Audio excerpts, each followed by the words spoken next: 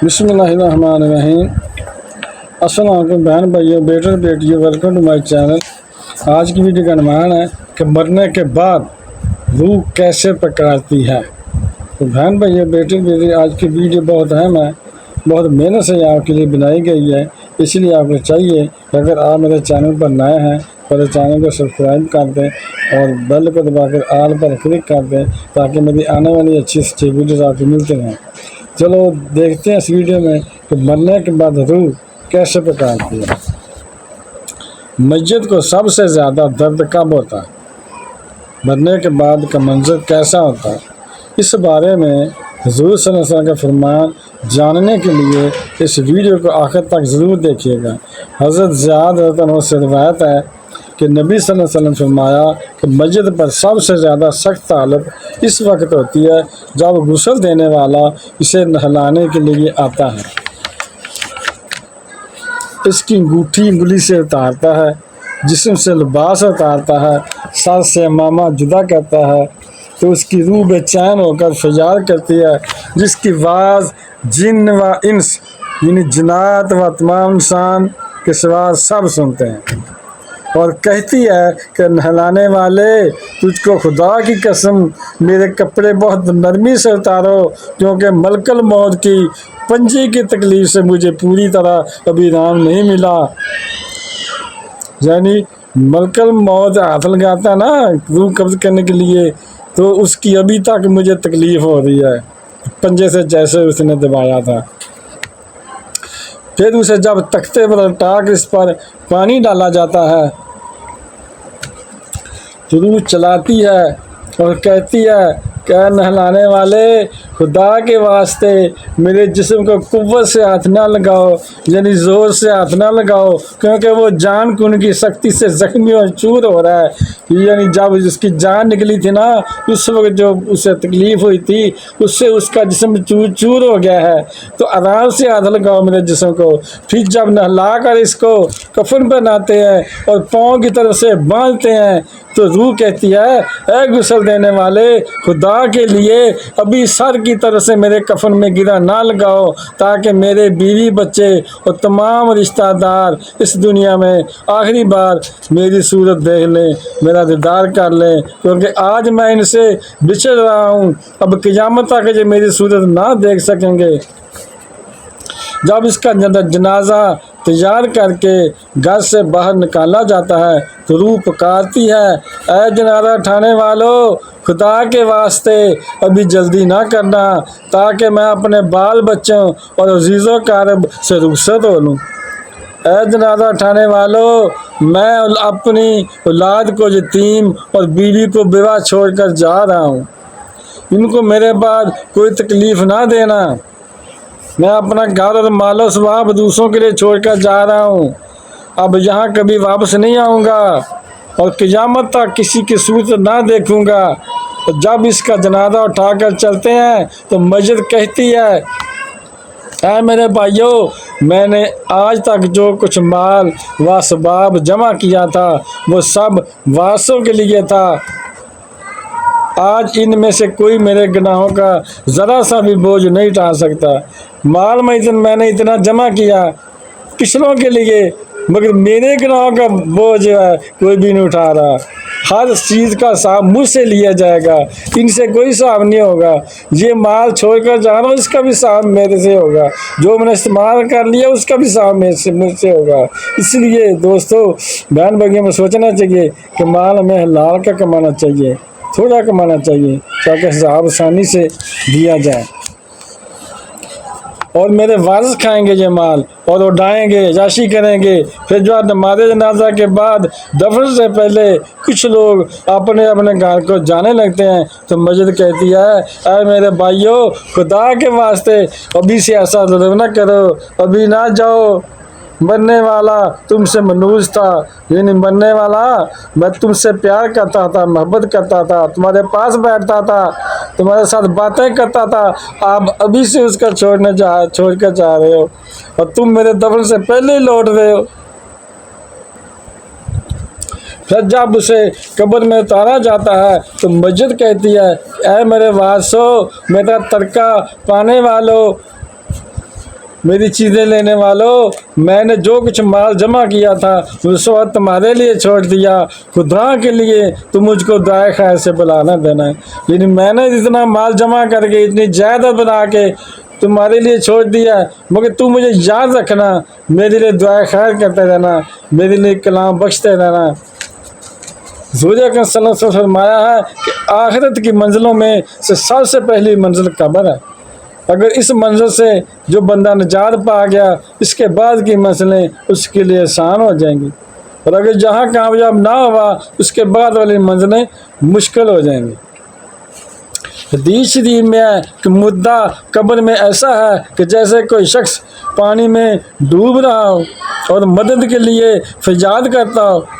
مردہ ہر وقت اپنے ماں باپ، بھائی بہن، اولاد اور دوست وغیرہ اپنے پسماندگان سے دعائے خیر اور فاتحہ کا منتظر رہتا ہے، انتظار کرتا رہتا ہے۔ جب اس کو اس کے پسماندگان کی طرف سے کوئی تحفہ ثواب پہنچتا ہے، تحفہ کا مطلب ہے کہ فاتحہ پڑھ کر بخشتا ہے، کلام بھیجتا ہے، ثواب بھیجتا ہے، تو وہ اس کے لیے تمام دنیا اور جو کچھ دنیا میں ہے سب سے زیادہ محبوب اور مرغوب ہوتا ہے۔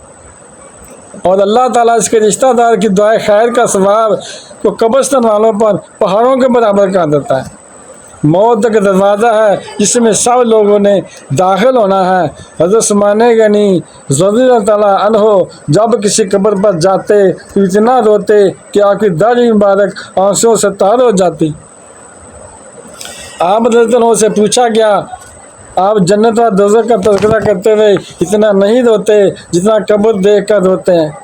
کہنے لگے، رسول اللہ صلی اللہ علیہ وسلم نے فرمایا کہ قبر آخرت کی منزلوں میں سے سب سے پہلی منزل ہے، لہٰذا اگر مرنے والا اس سے نجات پائے تو بعد کی منازل بھی آسان ہو جاتی ہیں، اور اس کے تکلیف سے نجات نہ پائے اس کے بعد والے مراحل اس سے مشکل ہو جاتے ہیں۔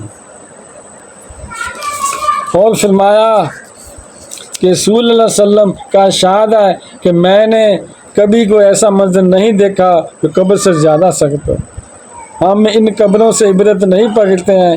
دیکھ لیں، مالدار، فقیر، طاقتور اور کمزور لوگ دنیا میں لوٹنے کی خواہش رکھتے ہیں، یعنی واپس آنے کی خواہش رکھتے ہیں، یہی خواہش رکھتے ہیں کہ میں نہ مروں، مر جائیں تو خواہش رکھتے ہیں کہ واپس چلے جائیں۔ مرنے کے بعد ہم یہ کہیں گے کہ کاش ہمیں ایک نماز پڑھنے کی مہلت مل جائے، یعنی جب مر جائیں گے نا پھر ہمیں یاد آئے گا، پھر کہیں گے کاش نماز پڑھنے کی مہلت مل جاتی تو پڑھتے، تو ابھی ہمیں مہلت مل جائے تو ہم ہی پڑھ لیں گے۔ کاش ہمیں ایک دفعہ سبحان اللہ کہنے کی فرصت دی جائے، لیکن اب ناممکن ہے۔ اب مال نامے لپیٹ دیے گئے ہیں کیونکہ اب مر گئے ہیں، روح جسم سے نکال دی گئی ہے، زندگی ختم ہو گئی ہے۔ اب ہر میت اپنے عمل کی مرہون منت ہو کر قبر میں پڑی ہے۔ ایک حاجت مند حضرت عثمان غنی رضی اللہ عنہ کے دروازے پر غروب افطار کے بعد آیا۔ ابھی اس نے دستک نہیں دی تھی کہ حضرت عثمان غنی رضی اللہ عنہ کی آواز اس کے کانوں میں پڑی، یعنی اندر سے آواز آئی باہر۔ وہ اپنی اہلیہ سے شکایت کر رہے تھے کہ چراغ کی بتی موٹی ہے۔ اس وقت یہ بجلیاں نہیں نہ ہوتی تھیں، چراغ جلتے تھے، اس میں تیل ڈلتا تھا۔ چراغ کی بتی موٹی ہے فرما رہے تھے، جو تیل زیادہ استعمال کا سبب بن رہی ہے، یعنی بتی پتلی ہونی چاہیے جو تیل کم استعمال کرے۔ جتنی موٹی بتی ہوگی ایسے بتی ایسے دھاگے کی نا ٹاکی کی لپیٹ کر دوری بنا کے سراغ کر کے کسی ڈبے میں اس میں ڈال کے اندر تیل ڈال کے اسے ڈالتے، مٹی کا تیل ڈالتے تھے، وہ پھر گلی ہو جاتی، تیل اوپر چڑھتا تھا، اسے اگر کرتے اسے دیا کہتے ہیں، چراغ بھی کہتے ہیں۔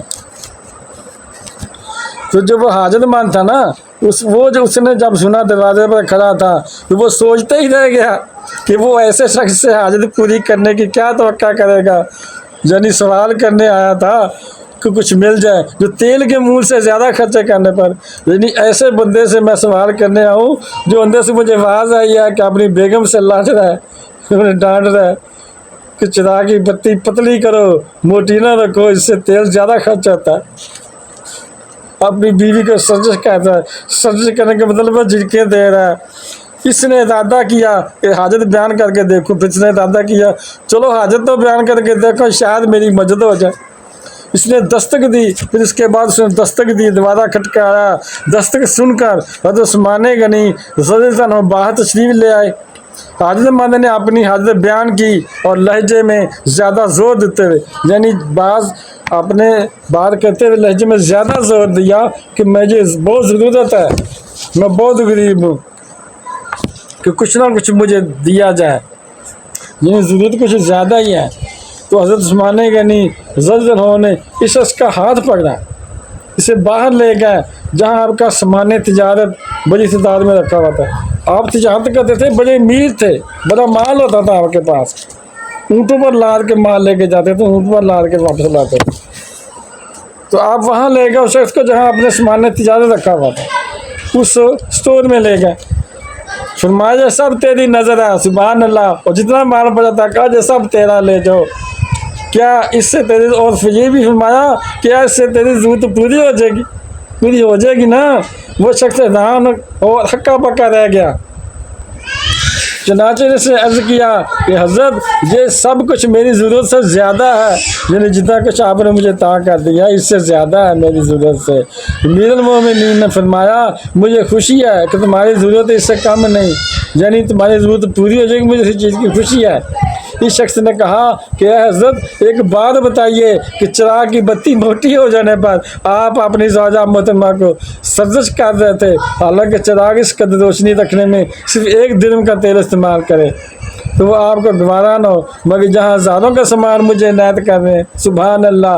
تب آپ نے فرمایا کہ بھائی چراغ میں تیل کا زیادہ اسراف ہے، اور زیادہ اسراف اللہ کو پسند نہیں ہے، یعنی وہ زیادہ خرچہ ہے، فضول خرچی ہے، وہ اللہ کو پسند نہیں ہے۔ مگر اور مجھے اللہ کے حضور اپنے مال کی فکر دیتی ہے، جہاں مجھے فکر مال لاحق ہے، اس لیے میں نے سجد کی، اور یہ سامان تجھے اللہ کے خشنودی کے لیے صدقہ دیا ہے، اور تجھ کو دیا جانا وہ صدقہ ہے اللہ کو خوش کرنے کے لیے، اللہ خوش ہوگا جتنا زیادہ دوں گا، اور اجر کی امید ہے۔ اور وہاں پر صاحب کا خوف تھا، یعنی وہاں پر صاحب کا خوف تھا، جہاں بتی موٹی چاہتی تھی کہا پتلی کرو، اور جہاں آپ کو دینا صدقہ اس کا صاحب نہیں ہے، اس پر تو مجھے اجر مل رہا ہے، سبحان اللہ۔ اللہ میں دین کی سمجھ عطا فرمائے اور خاتمہ ایمان پر فرمائے، آمین ثم آمین، مولانا رب العالمین۔ اور اس ویڈیو کا صدقہ جاریہ سمجھ کر آگے شیئر کر دیں۔ تو بہن بھائیو، بیٹے بیٹیوں، اگر آپ کو میری ویڈیو اچھی لگی ہے، اگر آپ تک ابھی تک اپنے میرے چینل کو سبسکرائب نہیں کیا تو لازمی کر لیں، اور بیل کو دبا کر آل پر کلک کر دیں تاکہ میری آنے والی اچھی سے اچھی ویڈیوز آ کے ملتی رہیں۔ چلو ملتے ہیں نیکسٹ ویڈیو میں۔ السلام علیکم، خدا حافظ۔